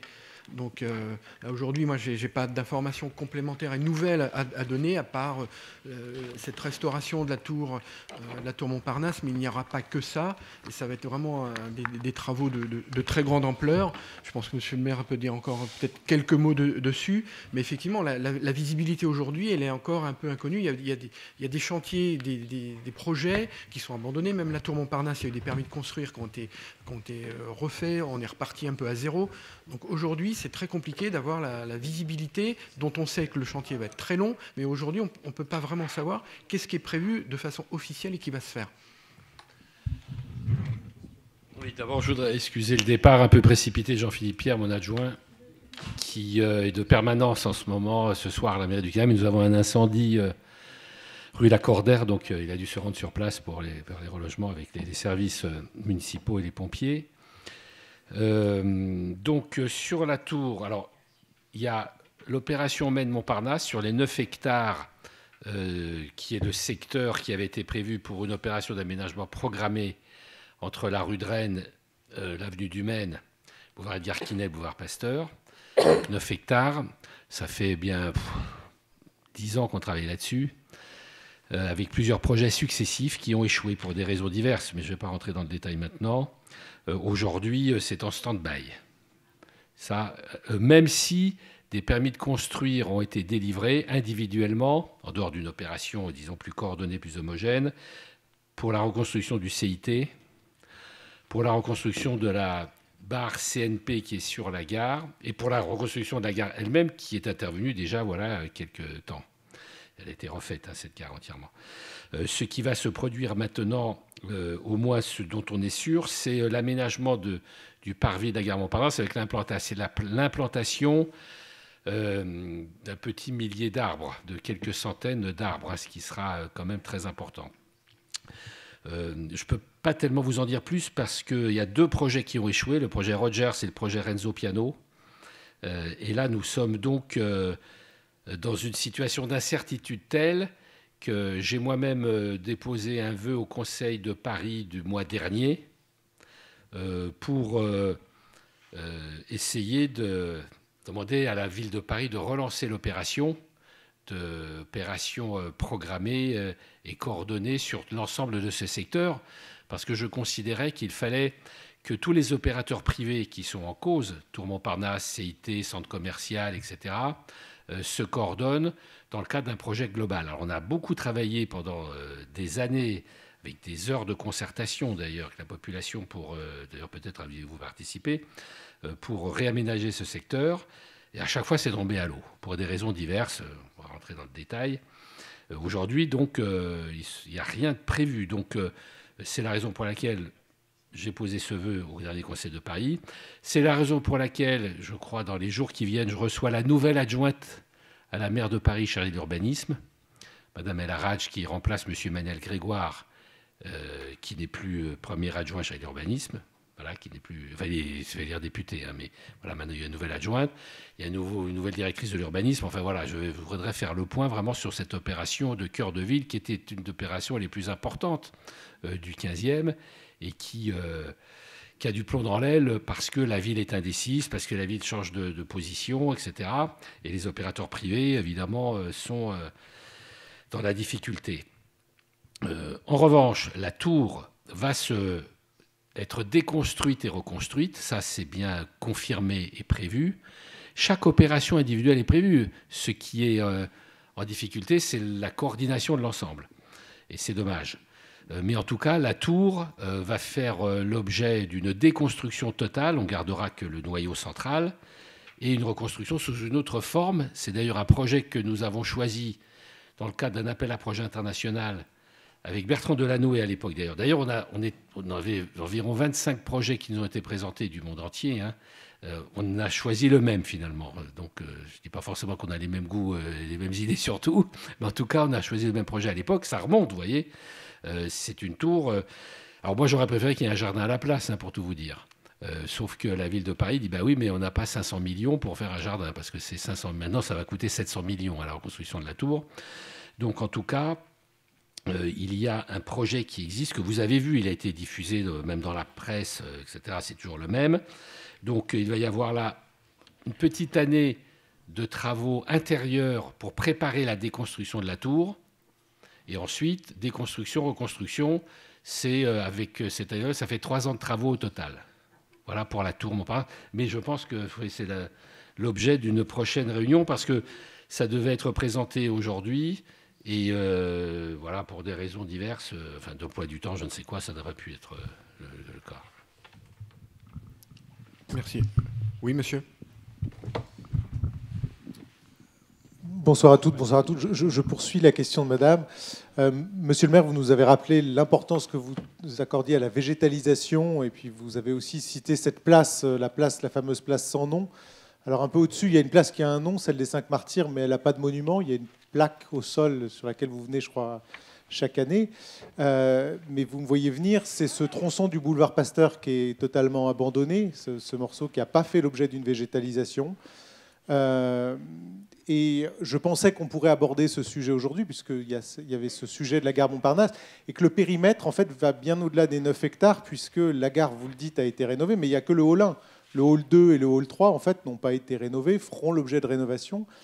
Mais est-ce que, monsieur le président du conseil de quartier Pasteur-Brun, puisqu'on abordera ça dans un prochain conseil de quartier, est-ce qu'on pourra veiller que soit bien mis à l'ordre du jour cette question d'un périmètre plus étendu qui prenne bien ce tronçon du boulevard Pasteur qui est complètement délaissé, alors que ça concerne des milliers de riverains. Un collectif est en train de se monter avec des riverains, parce qu'il y a cette grande barre du Buisson, il y a des immeubles au sud, et pour essayer d'avancer sur ce tronçon déplorable. Et je vais vous couper et je vais vous répondre la même chose que la dernière fois, à savoir que lorsqu'on en avait fait un conseil de quartier dont l'objet était de faire un peu la restitution du boulevard Pasteur, de sa rénovation du boulevard de Vaugirard, le représentant de la ville de Paris a strictement refusé de nous répondre sur la suite du haut du boulevard Pasteur. Et quand j'ai échangé avec lui, je lui ai dit, qu'est-ce que vous allez faire en haut? Vous allez faire une piste cyclable? Non, surtout pas. 10 jours après, bim, il en fait une. Voilà, je redis la même chose. Oui, alors, pour répondre plus précisément, vous m'avez posé la question ici même, dans cette salle. D'ailleurs, je crois que vous étiez presque sur la même chaise lors de la réunion de compte-rendu de mandat. Je m'en souviens parfaitement, je vous ai répondu d'ailleurs. Bon, on prendra ce débat la prochaine fois. Simplement, c'est un peu compliqué parce que la tour Montparnasse en elle-même, je pense que ça va nous occuper pendant toute la totalité du conseil de quartier. C'est quand même assez considérable. Il y a, comme vous le savez sans doute, un projet sur le pont des 5 Martyrs, à la fois effectivement, vous avez parfaitement raison, de réhabilitation, enfin de modernisation du côté de l'entrée de la gare Montparnasse, de ce côté-là, qui nécessite, parce qu'il y a à la fois l'entrée des véhicules, mais personne ne sait que les véhicules doivent rentrer par là, que c'est la desserte automobile, c'est quand même malheureux. Et puis aussi, il doit y avoir une rénovation de Saule. L'idée de la gare Montparnasse, c'est un peu de retourner l'accès automobile sur le parking, sur la desserte. Alors qu'aujourd'hui, il y a des stationnements sauvages sur le boulevard de Vaugirard et sur la rue du Départ et Commandant Mouchotte. Donc, c'est de supprimer ces 2 points qui bloquent beaucoup la circulation. En plus qu'il y a une rue qui va être végétalisée. Enfin, la rue de l'Arrivée, la rue du Départ et la rue du Commandant Mouchotte vont être végétalisées. Pas tout de suite. Hein. Le temps administratif est un temps long. Il faut s'y faire. Mais donc, il va y avoir donc une modernisation de cette partie côté gare.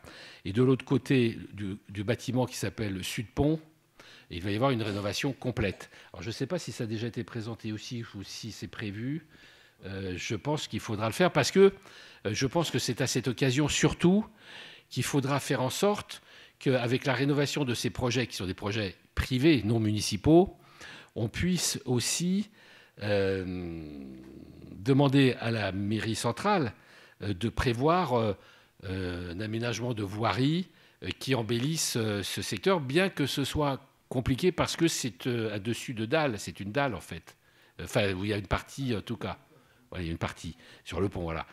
Donc voilà, mais bien sûr, moi je suis tout à fait partisan, surtout qu'on a maintenant une micro-forêt urbaine sur la place de la Catalogne pour essayer de faire le maximum pour végétaliser, ce qui permettrait une continuité de la végétalisation du boulevard Pasteur telle qu'elle a été faite, alors que c'était un parking avant, jusqu'à la place de Catalogne. Ça ferait une coulée verte qui irait de la station de métro Pasteur jusqu'à la Catalogne. Enfin voilà, c'est quelques idées, mais une fois qu'on a dit ça, il n'y a pas de budget, il n'y a pas de projet, mais c'est voilà, une perspective. Bien, mais effectivement, je pense que le prochain, enfin, si les conseillers de quartier le décident, de faire un vrai sujet unique sur tout ce qu'est le quartier de la gare Montparnasse, la tour Montparnasse et ses alentours, en souhaitant qu'on ait les bons interlocuteurs et surtout qu'ils nous écoutent, parce que le je décide et je consulte, c'est bien, on est devant le fait accompli. Il est presque 21h, il faut qu'on libère la classe de cette école de la rue Felguière. Je vais lever la séance en remerciant le personnel de la mairie qui a installé les tables et qui va encore continuer ce soir. Merci à vous tous. La séance est levée.